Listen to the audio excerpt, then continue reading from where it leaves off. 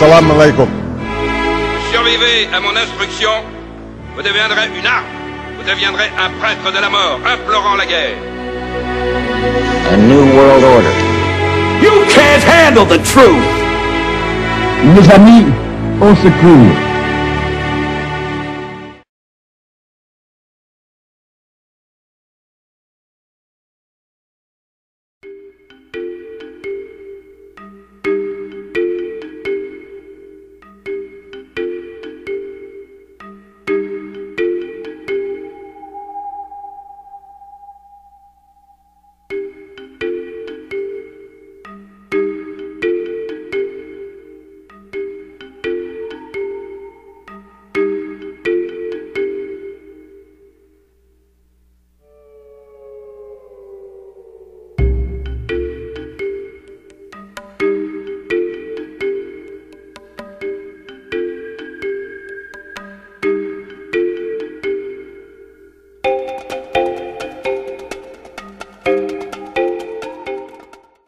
On a prouvé également, par l'observation et le calcul, que l'univers a eu un commencement et qu'il a été créé à partir du néant avec une grande explosion.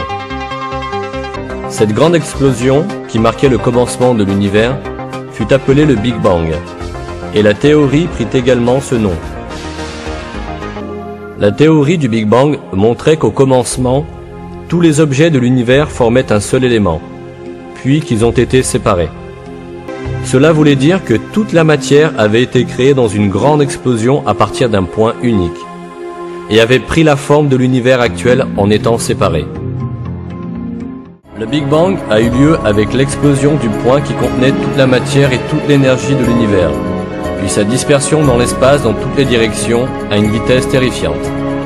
Cette matière et cette énergie ont donné lieu à un vaste équilibre composé de galaxies, d'étoiles, du Soleil, de la Terre et de tous les autres corps célestes. De plus, des lois, appelées les lois de la physique, sont apparues, des lois qui sont uniformes dans tout l'univers et qui ne changent pas. Ces lois de la physique, qui sont apparues avec le Big Bang, n'ont pas changé du tout sur une période de 15 milliards d'années.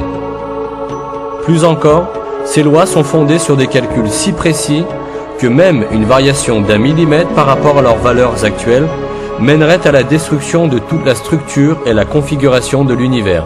Tout cela indique que le Big Bang a donné lieu à un ordre parfait.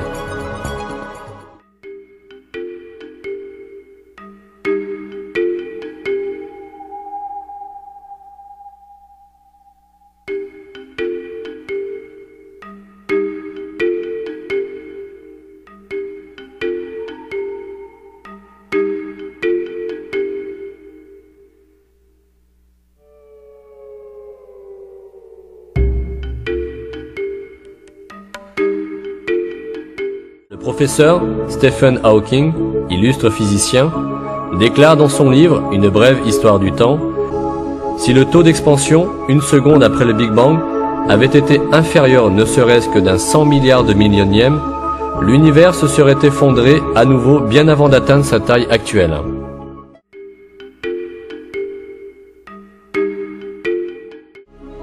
Les conditions nécessaires à la formation d'une planète habitable sont si nombreuses et si complexes qu'il est impossible d'imaginer que cette formation puisse survenir par coïncidence.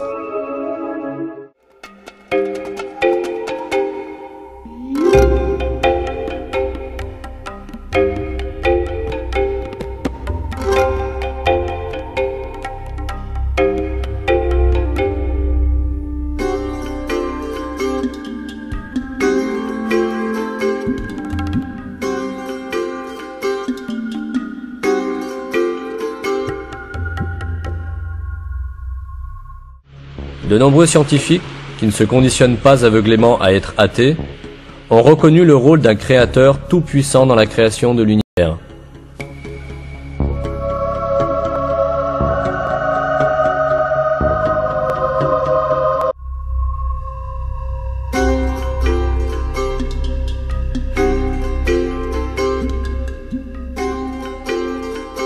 Little knowledge of science takes you away from Almighty God. In-depth knowledge of science makes you a believer in God. That's the reason today scientists are not eliminating God, they are eliminating models of God. La ilaha illallah. إن في خلق السماوات والأرض واختلاف الليل والنهار لآيات لأولي الألباب.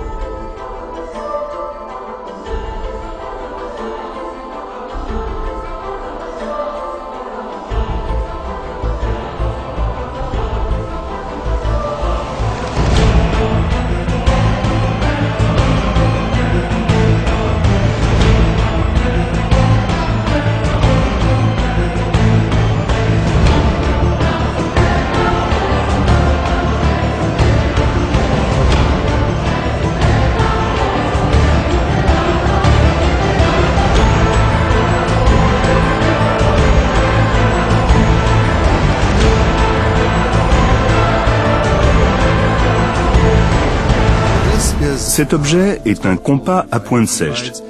Il permet de diviser différentes mesures comprises entre 1 et 1,618 qui représentent le rapport universel. Dans le cas d'un beau visage, on remarque en général que la largeur de la bouche correspond à 1,618 fois la largeur du nez, ce qui est exactement le cas chez Zara. Fais-moi un sourire. Si on regarde les dents, on constate que la largeur de l'incisive supérieure correspond à 1,618 fois la largeur de l'incisive latérale. Et idem pour l'autre côté. Cette proportion se répète systématiquement sur un beau visage. C'est ahurissant.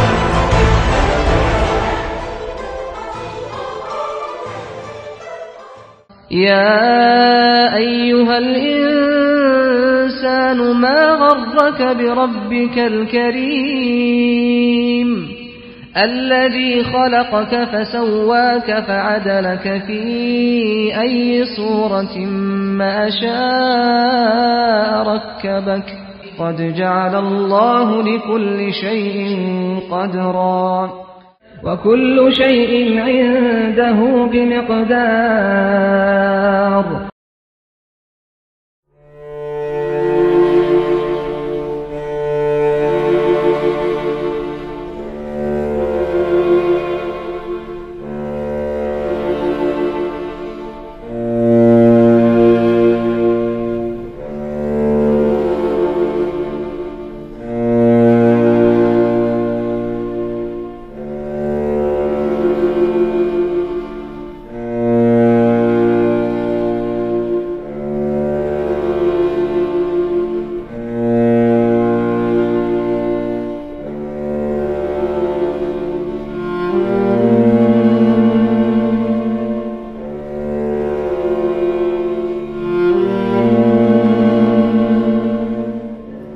vous pourriez nous expliquer comment fonctionne le rêve et à quoi il nous sert?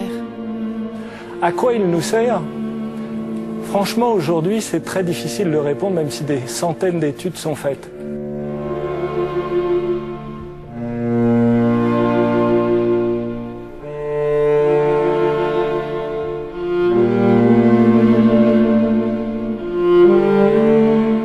Et oui, Grishka, décidément, tout cela est merveilleusement organisé.